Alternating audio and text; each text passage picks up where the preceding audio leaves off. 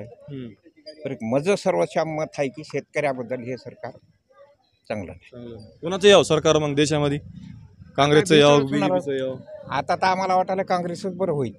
काँग्रेस होईल. हा. काय देशामध्ये होईल का परिवर्तन? होईल आता शिटा या तिकडे प्रवृत्ती झालंय पुन्हा मोदी म्हणतात आपकी बार 400 पार. अं, हा? त्याच्या नुसत्या गोष्टीच हाताना मोदीच्या बरं. पण अंमलबजावणी शेतकऱ्यासाठी काय केलं. माझं मत काय आहे साहेब, हम्म. पावसाळा झाला तर शेतकऱ्याला चांगलं हा. एक माझं मत.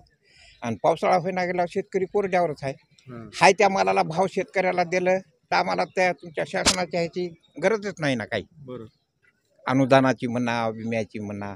शेतकऱ्यापाशी माल राहू द्या, त्यानं उभाट्यानं ऐकते.